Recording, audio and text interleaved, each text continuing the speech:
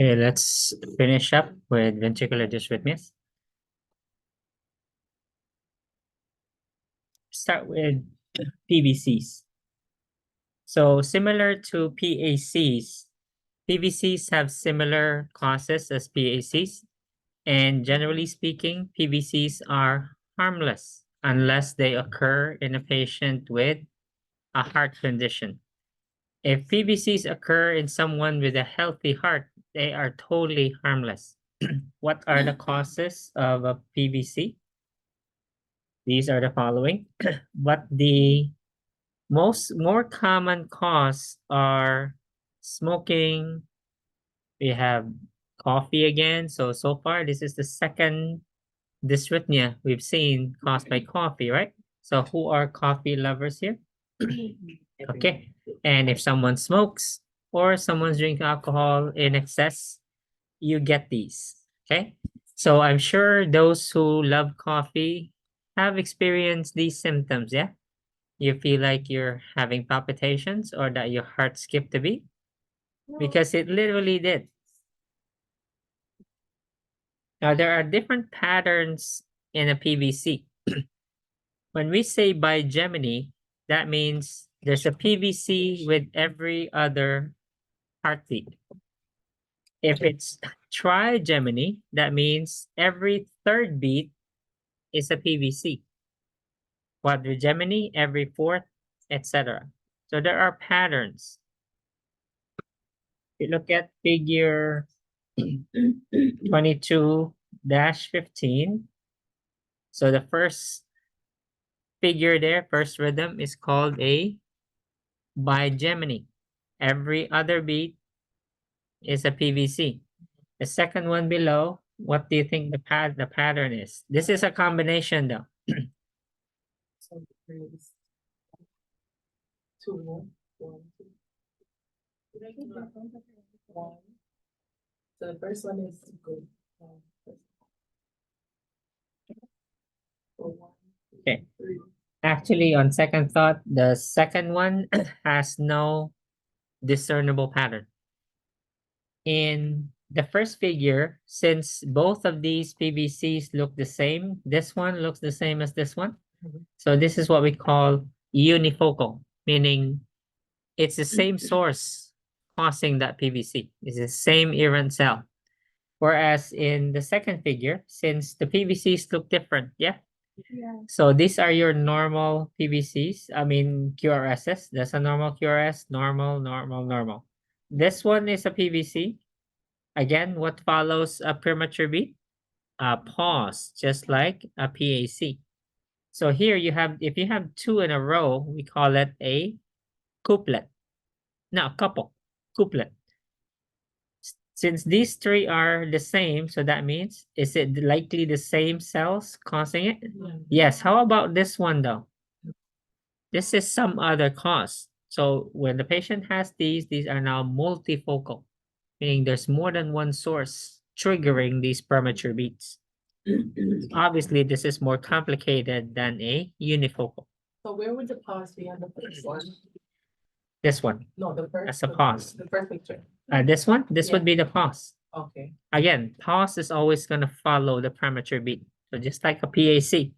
If you see a PAC, there's a short pause after it, and then you'll see the underlying rhythm. This one, same thing. Here, there's a premature beat, there's a short pause, and then the beat resume. As you can see here, this is normal, yeah? Yeah. So this is NSR here, normal sinus rhythm. And then you had two in a row, couplet. It's three in a row, triplet, four in a row, quadruplet, etc. Now five in a row, no, it's now a VTAC. Okay. We call that ventricular tachycardia already. Okay, so here, another pause because this is another PVC. So we look at the cause. Again, just like PAC, the patient's only reporting symptom would be they felt like their heart skipped a beat because because did it? Then It definitely did. So that's the only reported symptom. Management. Again, if it's a healthy person having it, what do we do? Just like sinus brady and sinus tach, what did we do? Okay, find the cause. Okay, what are you eating? What are you drinking? What drugs are you smoking? Okay, so you try to identify and eliminate the cause. However, if this is now frequent and the patient has a history of heart disease or existing heart disease, they need treatment now. Beta blockers are the treatment of choice for PVCs. So beta blockers will interrupt the conduction of the impulses, lowering the heart rate, controlling the premature beats. Especially if it occurs during a heart attack, patient must be given IV beta blockers.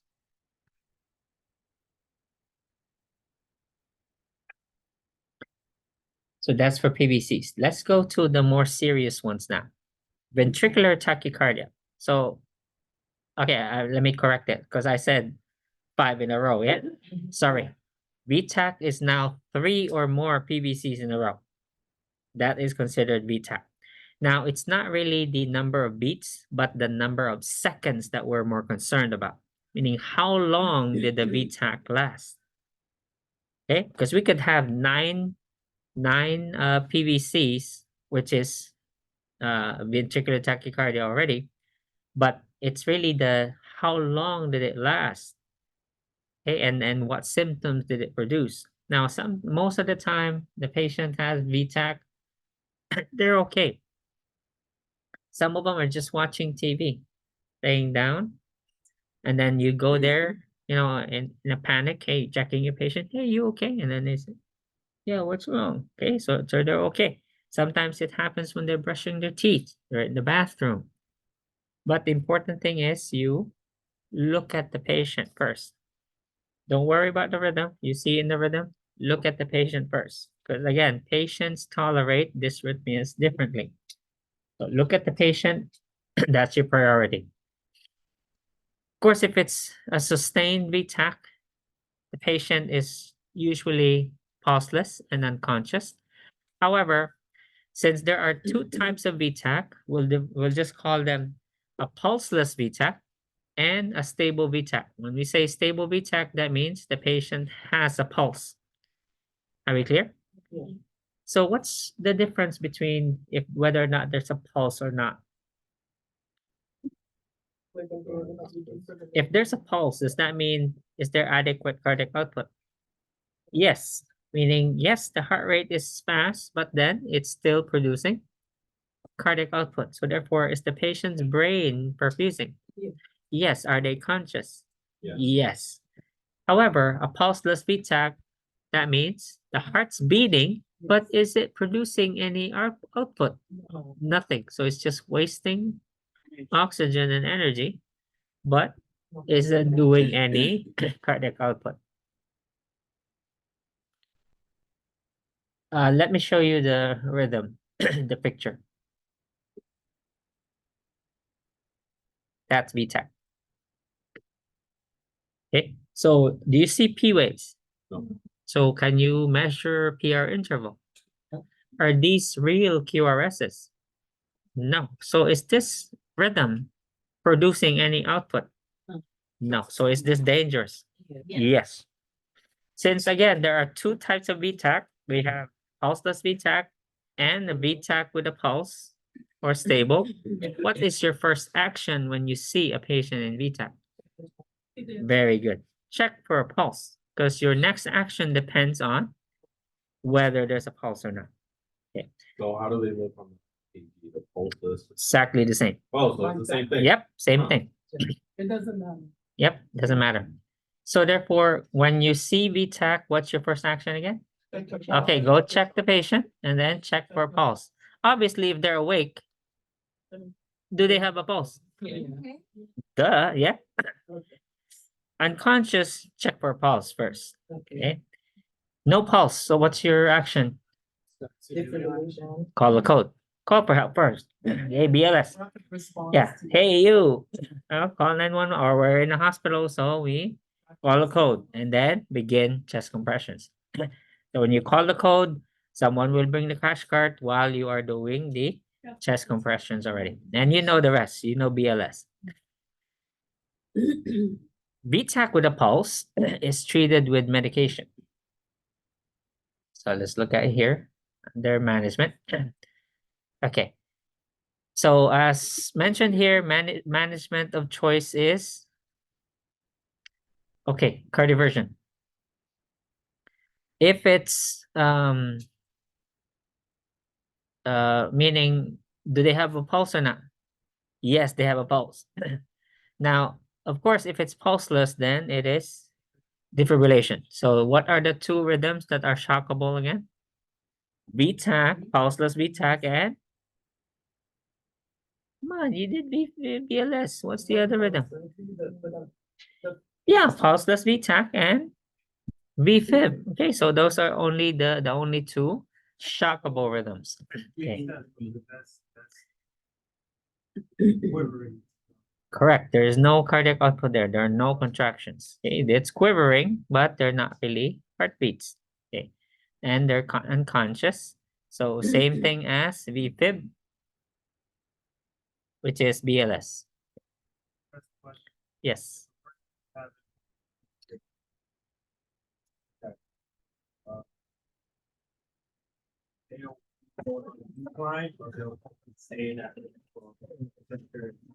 There's what I don't understand by decline. I mean, they're in trouble. There's no cardiac output. You need chest compression.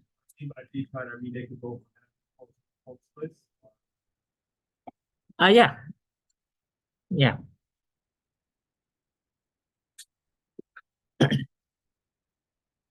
So another thing we monitor, although we're not testing torsade de pointe,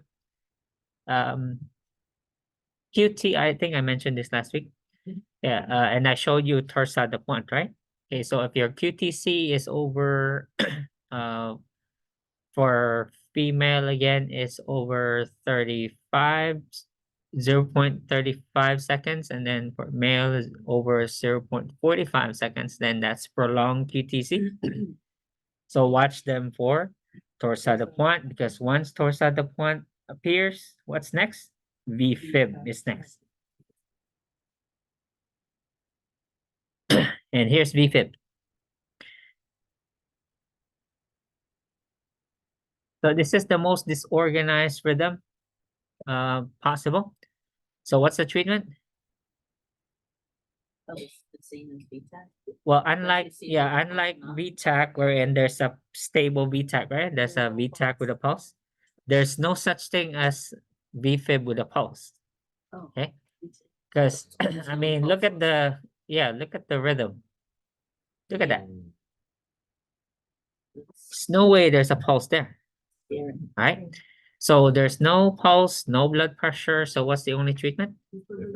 Defibrillation. But until you get the defibrillator in the room, chest compression first. So as soon as the defibrillator is there, put the leads on and then let the defibrillator do its job.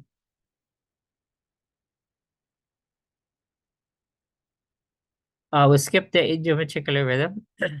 Let's finish ventricular dysrhythmias with asystole.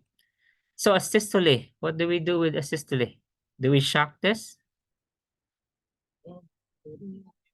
Well, there's really nothing to shock here because there's no rhythm. Okay, meaning the point of defibrillation is you're going to defibrillate. Right. So how can you defibrillate something that's not fibrillating? Okay, so if you choose to, let's say you shock it, I doubt if the machine will will shock. But let's say you did it manually. You shock the patient. All you're doing is barbecuing the patient. Yeah. So you might as well smother them with hot sauce first, or Worcestershire sauce, whatever your favorite barbecue marinade, and then shock them. All right, at least they'll taste good. Are we clear?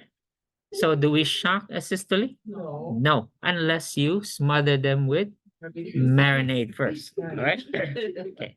different than shop. I mean, if you're gonna barbecue somebody, But it's make it taste good. Yeah. Okay. All right. Again, no shocking asystole. Okay. What are the only two rhythms we shock? VTAC, VFib. VTAC, pulseless VTAC, and VFib. Are we clear? Sorry. PEA, you mean pulseless electrical Yeah. activity. Yeah, same thing. I mean, there's no electrical activity, so you generate one first. Okay, the reason why we don't shock it is there's nothing to convert. All right, there's nothing to convert to rhythm. Now, so that's why the only treatment is chest compression, because when you do chest compressions, that means are you circulating blood? Yes. Yes, because you're manually pumping the heart, so you are generating pressure.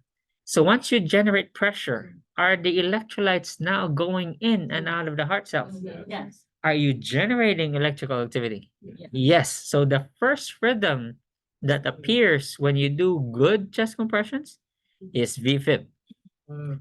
Once they go into VFib, then can you shock? Yeah. Yes. CPR first, then. Correct. we Yeah, can- generate as long as your compressions are good. All right. No, you're not doing this. Okay. You do, proper locked elbows, really your weight against the patient. Okay. So good uh 2-inch, compression of the sternum, and then you're really compressing the heart, generating enough electrical impulses, then they'll go into VFib. Once we see VFib, okay, now shock it. Okay, now we shock, and then hopefully they go back to sinus rhythm. Okay? Yeah, because otherwise, why did we do it in the first place? So we're always hopeful. That's it. Any question? So in the movie,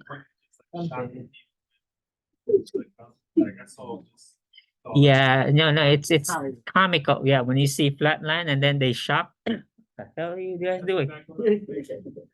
Bring the anatomy part. They didn't even put any soy sauce. Yeah.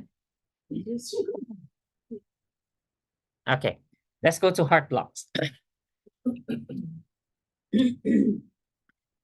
There are 4 types of heart blocks. First degree, second degree type 1, second degree type 2, and then third degree heart block. So 4. First degree is the most harmless of all. The only thing wrong with the first degree heart block is the PR interval is more than 0.2 seconds. That's it. Are there symptoms? Hardly. I've never seen a symptomatic first degree heart block. Okay, because what's the only thing wrong? The PR interval just happens to be longer than 0.2 seconds. As a result, since it's longer, so the heart rate here will be lower. Okay, so it's usually less than 60.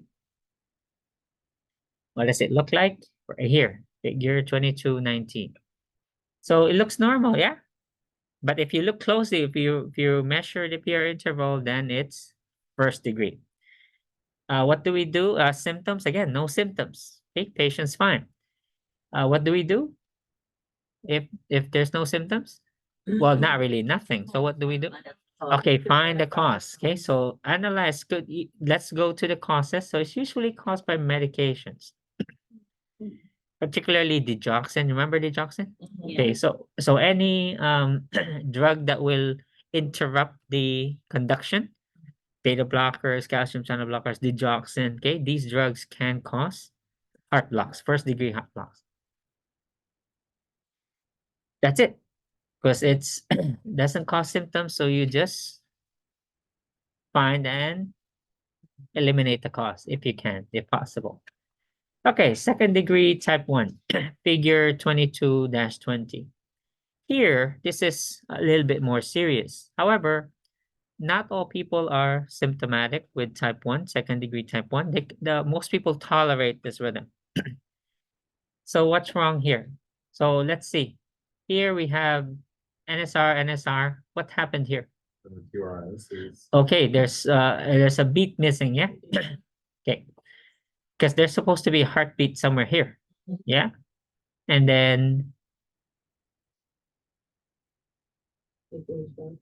How do I describe this? I remember. So, so my teacher described this as a relationship. Ah. Okay, so let's say me and Jamie are going out. If it's first degree heart block, I arrived in our meeting place, let's say we go on dates every Friday night. I arrive late consistently, but do I arrive? Yes, at least I show up, but I'm really late. Okay, each time I have a different reason. Sorry, Jamie, I make it up to you. Okay, something happened. Just somebody just doesn't want us to be, to enjoy enough time. Okay, but I'm sorry, I'm late. Okay, but or we're still together. Yes, because she forgives me. Second degree type 1. Am I am I late? Sometimes you come to think of it. Yes. So now sometimes I don't show up. So there's a pattern here. If you look at the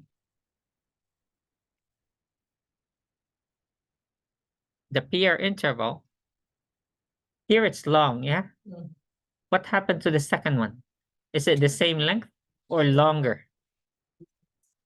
This one. So this is the first long PR interval. Look at the next PR interval. It's even longer. So I came late one Friday.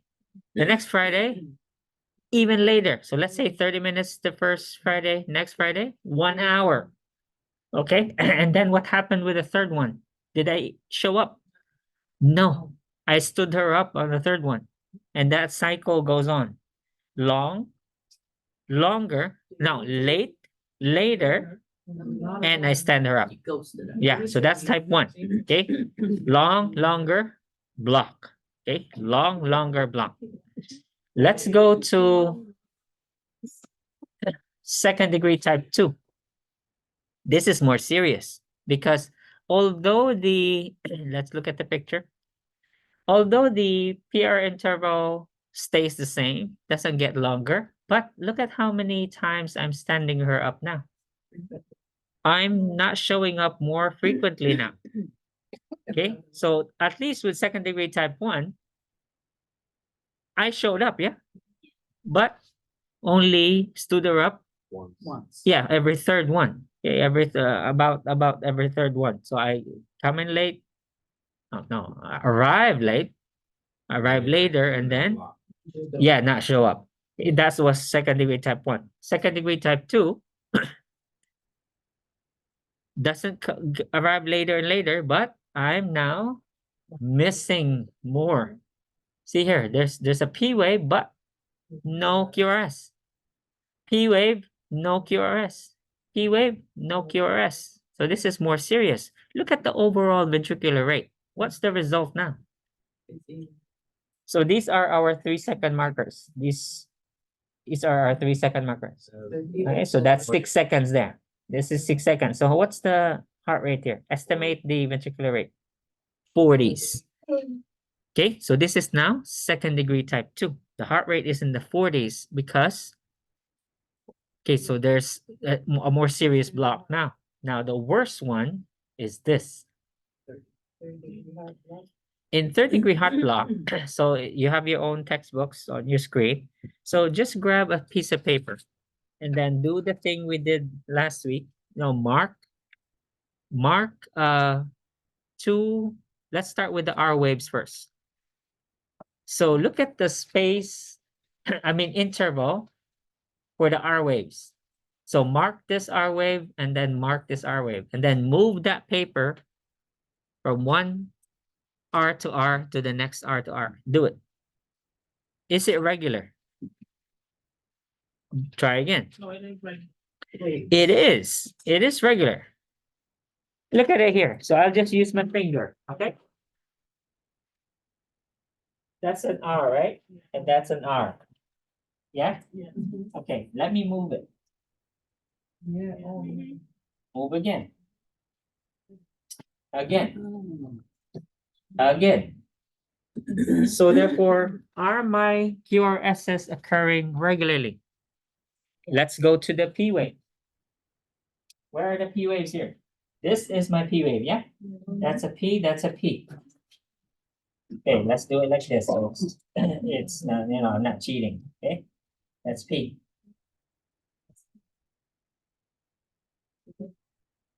There, No, it's there.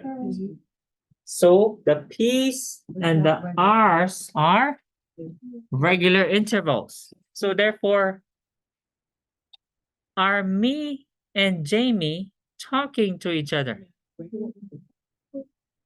Meaning, is there a P for every QRS here? Yeah. Is there? Look at it. No, there's no. Yeah, this one has it. This one has it. Does this have a P? No. Does this have one? Yes. No, it's way over here. This is what I mean by, are we talking to each other? So if we count the atrial rate and then count the ventricular rate, is the rate the same? No. This is an example of a complete heart block, meaning, are the SA node and the AB node talking to each other? No. The SA node is firing.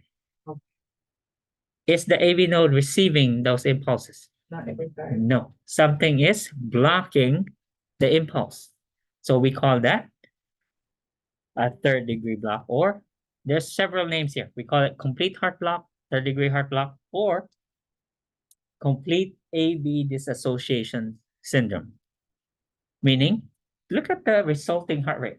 Again, 6-second marker, 6-second strip.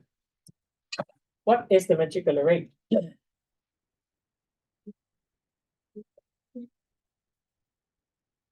Usually very low. Okay, so you have a different atrial rate, you also have a different ventricular rate. So are we together? No, I'm living my own life as a P wave. She's living her own QRS life. Okay, we're not talking to each other. Is that good? No. No, we're not together anymore. Whose fault was it? I tried. I tried so hard, but Did you know? can we still make it work? We can. Okay, so let's treat it now. Okay, so let's treat. So how do we manage this type of relationship? So let's go back to what was the treatment for first degree? Yeah, just look at the cause and yeah, stop, eliminate it. Okay, because there are no symptoms anyway. Yeah. Okay, second degree type 1. Similar. Okay, yeah, because there's really no serious effect. Yeah. So same thing. However, second degree type 2, you saw the picture. Is this any way,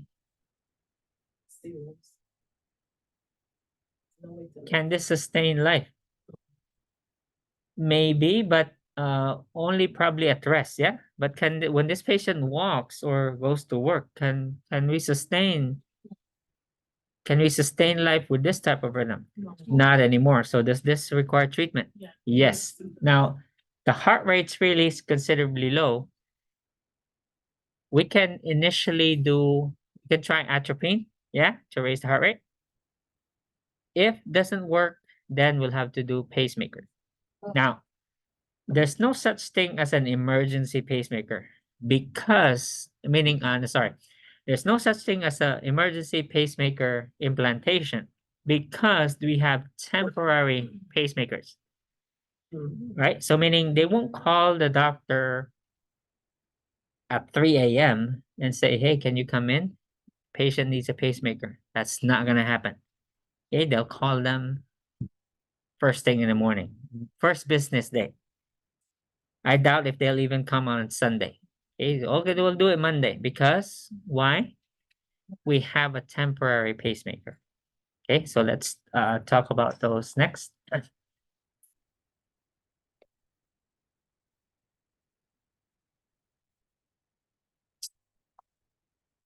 So that's next page.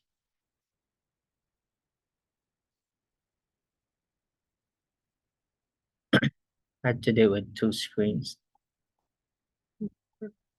With the heart blocks, are they like each independently different, or do they like, does a patient graduate and go from like having first heart block and then It can get worse. Like they may start at first degree and then move on to second.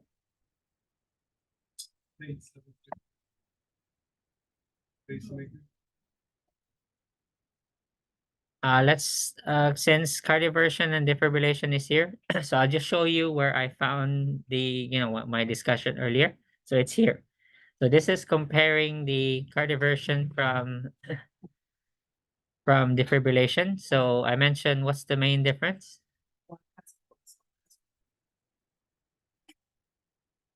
Okay, but the procedure itself. Oh, there is, Here it is. Here's your answer. So the timing, yeah. So when is the timing of the delivery if it's defibrillation? it Immediate. is- Right here, whenever you press the button. What about if it's a cardioverter? It's sync with Monitor. the beat. Okay, so how do you make it a cardioverter? You turn on sync. Turn that synchronized button on and then it becomes a cardioverter. So it doesn't deliver like every, No, yeah, it will Exactly sync the first. beat. So it will analyze the patient's rhythm so that it can time it exactly at the peak of an R wave. so at every peak of the R waves, it automatically. gonna Yeah, stop. just once. So somebody stop gotta one. stay there? No, Oh, only one time. no, you attach the pads and all you do is turn on the synchronized button and then press the shock button and then stand back. And then you No, put it clear. back Just in say, the- okay, clear. And then just let's watch and enjoy the show. And then it's like OSR, the one shot. Most of the time, one shock will do it, but sometimes it may take a second or a third. Or a few times, meaning, it was probably a bad, decision to do it, wherein there's no effect at all. Okay. But again, it's the same type of device. Okay, we use the defibrillator. Okay, but it has a synchronized button, which changes it to a cardioverter.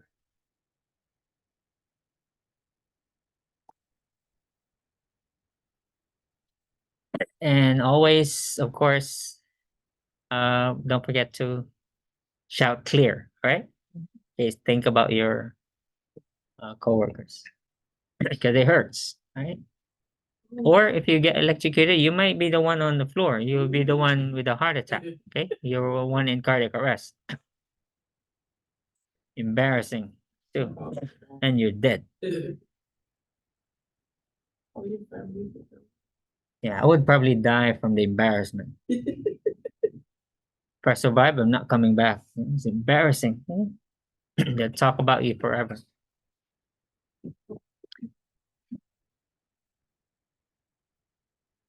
Okay, so electrical cardioversion is the same as cardioversion. So when you say, oh, sorry, there is a chemical cardioversion. Remember those dofetilide, propafenone, lecanemide? Those are chemical cardioverters. Understand? Meaning we use medicine to convert the rhythm. Okay, so those are what we call chemical cardioversion. This one is using the machine, so we call it electrical cardioversion. Is adenosine a chemical? converter? No, because it will interrupt. We'll get to that next.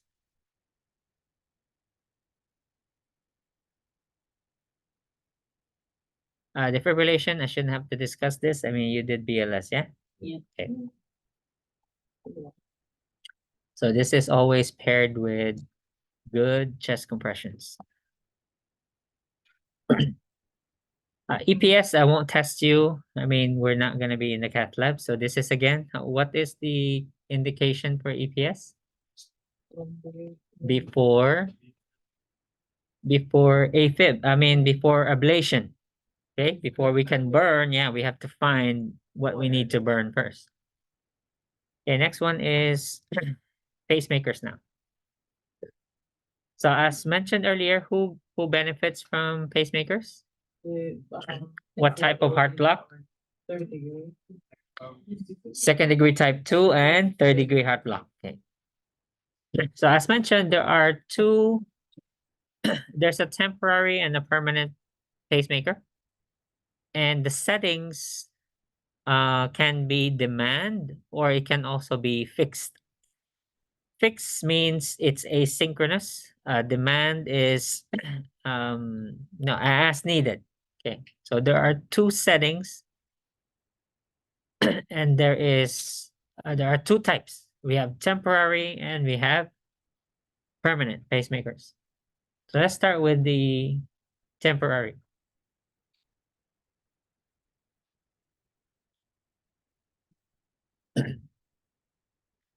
So this is a permanent pacemaker implanted. No, sorry, this is transvenous.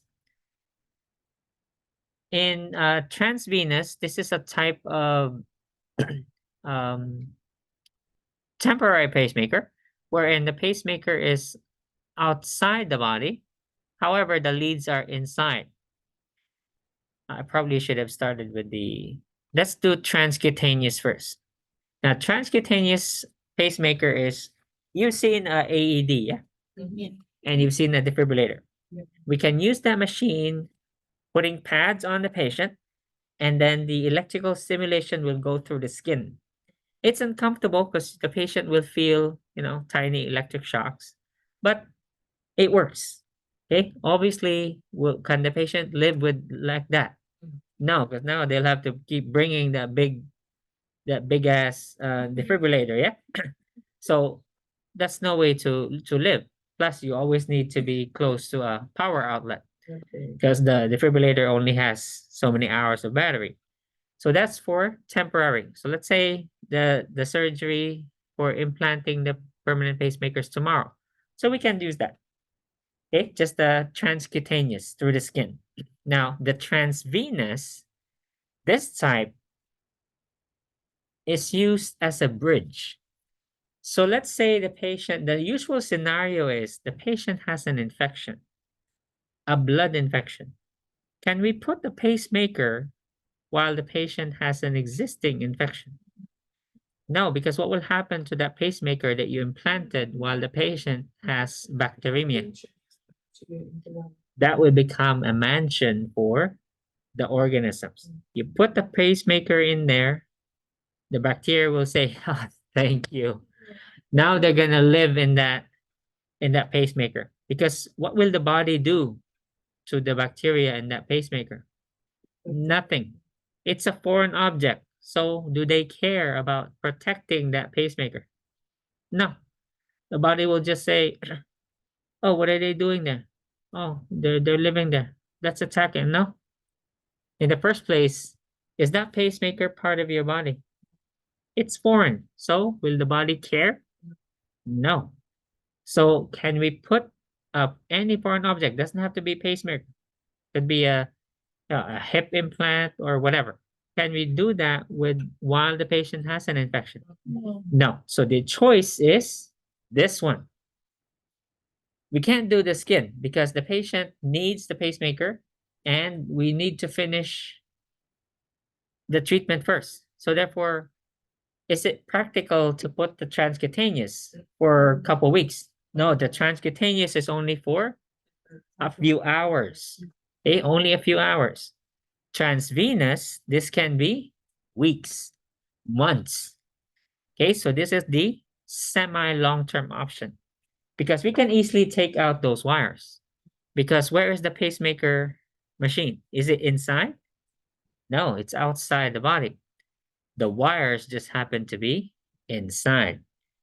Okay, but it lasts longer compared to the transcutaneous. And this one is more comfortable because the patient doesn't feel it. Okay, because it's not going through the electrical impulses are not going through the skin. Okay, so this is only for like a bridge. Okay, and then obviously the permanent will be later when or let's say the patient doesn't have an infection. So we can put it right away. Next business day. So let's go to your responsibilities now. There's a long chart here. Oh, by the way, check figure 22-27. Now, since if the pacemaker fires, will you see a P wave?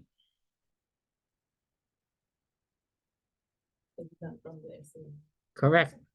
Only an SA node impulse will produce a P wave.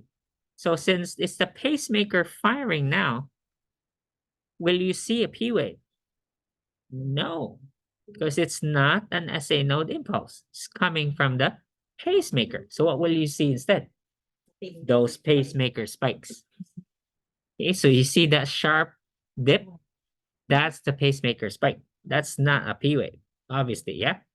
So that's what you'll see instead. So there'll be different types of pacing. You can have atrial pacing. So first one is atrial pacing.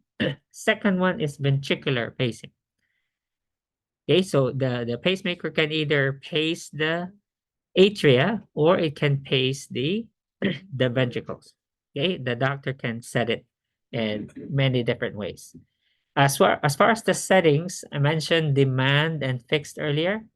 So some settings can be, let's say, if it's demand, the pacemaker will only fire if the heart rate falls below a set rate. Usually the setting is 70. So if the patient's intrinsic heart rate, meaning their SA node fires less than 70, pacemaker kicks in as needed. If the patient's pacemaker setting is fixed, regardless of what the SA node is doing, it will be disregarded because now the pacemaker fires whether or not the SA node is firing. Are we clear? Yeah. So that's fixed or override, fixed or override setting. Whereas the demand only kicks in when, yeah, when it it meets a certain parameter. So when the doctor is putting in the pacemaker, is that when he or she sets the, Yeah, it's right here. Look at the and it's electrodes. never, like, the pace doesn't change, like the doctor can't change it and externally adjust the pace? They can. Yeah,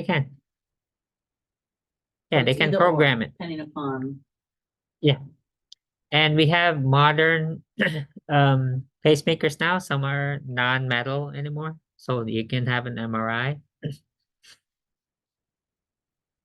And you can go through, TSA checkpoints. So that's where the electrodes are. They can pace either the atria or the ventricles. Now let's go to the responsibilities and patient teaching. There would be a yellow chart here.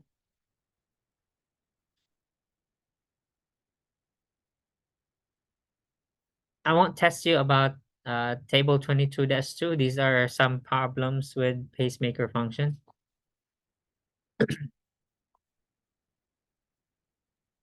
Oh, you know what? I remember.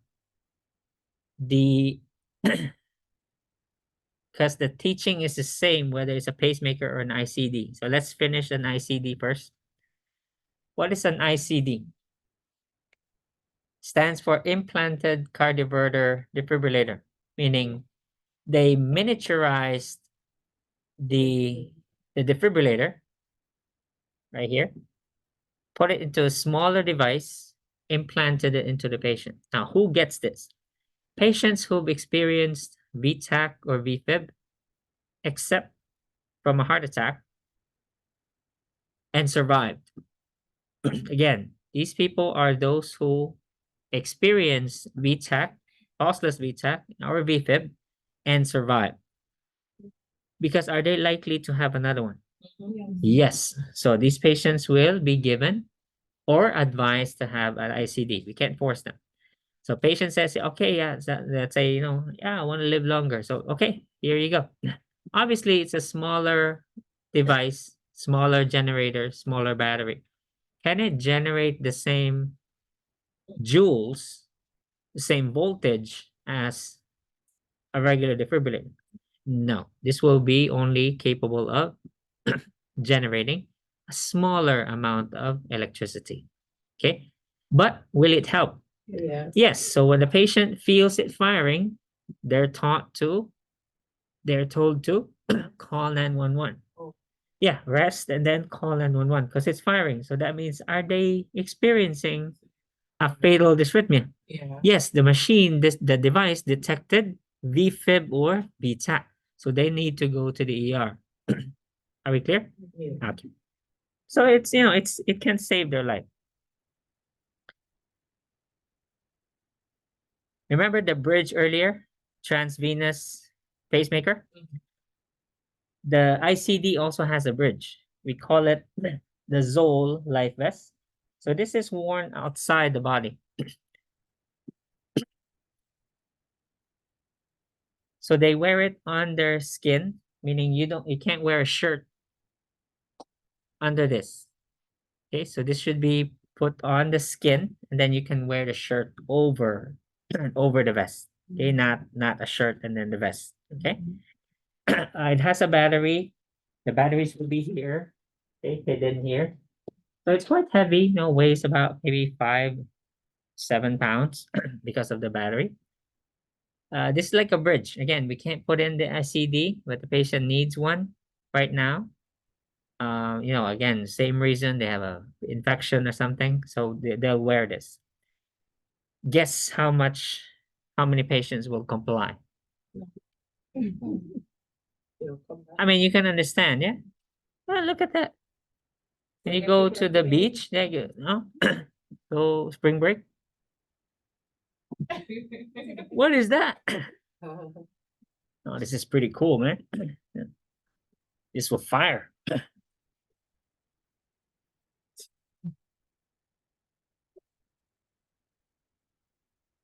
Okay, so here's the last one. There's a yellow chart here for the teaching. Right here. Chart 22-8. And this is it for today. Notice that the title of, no, sorry, not that, wrong chart. Wrong chart. 22-9, sorry. Chart 22-9. Look at the title. What does it say? Educating the patient with the ICD. Okay. Now, don't mistake this for implantable cardioverter. It says implantable cardiac device. So does this apply to the ICD and the pacemaker? Yes, this is referring to, meaning this applies to both the implantable cardioverter and the pacemaker. All right. So same teaching. Can they do whatever they want? Okay, there are some activity restrictions here. Can they play football? Can they play rugby? Okay, so yeah, because you hit the device, you cause damage to it. Can they go to the MRI? Depends if the device is MRI safe. Do they, let's say, let's just put it, can they take a bath? Or can they soak? No. Can they take a shower? Yeah, shower's fine, but no soaking. So that means no swimming pool either. Okay, until the incision fully heals. Can they, let's say, most pacemakers are on the left. Can they use this arm for, you know, exercising, lifting weights? Okay, restriction again. Okay, activity restriction. At least, you know, until told otherwise. So the spandex, you know, the kind of shirts that Samuel wears, no? Can he wear that? Okay, so no spandex and no those tight, okay, that causes friction. So we talked about the tub. So here's the restriction. So about 2 weeks. Okay, do not abuse that arm. Same thing applies to driving.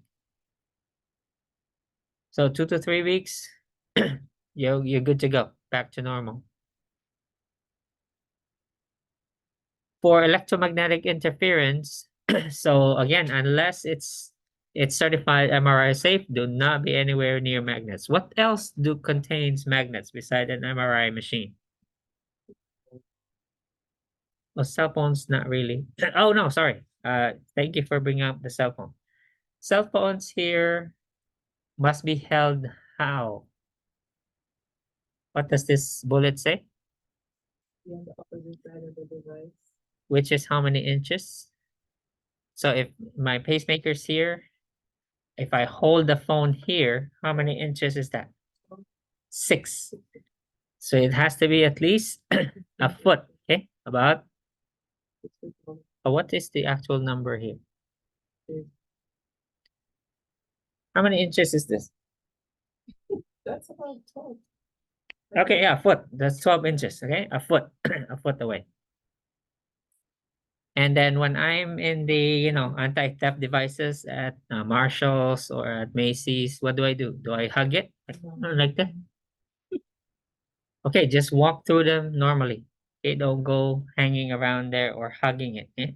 Doing that to the pacemaker. Okay? Can they use microwave ovens?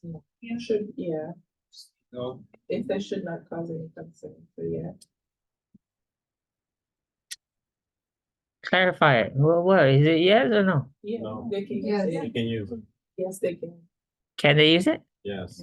Yes, as long as it's a modern microwave. Okay, don't use. Remember those microwaves that are dials? No, sir, not that. Oh. I thought No, when late 90s. Late Okay. 90s. so mom and pops, if let's say you're in upstate New York, those small towns. I've seen gas stations that still has them, like the dial. No, you dial the instead of pressing a button, you dial the microwave, and then it go. That's the timer, and then it goes to 0. Ding. Okay, so those I wouldn't trust those, but as long as it's a modern microwave oven, no digital, they're fine. Okay. Here, what to call? So I'll literally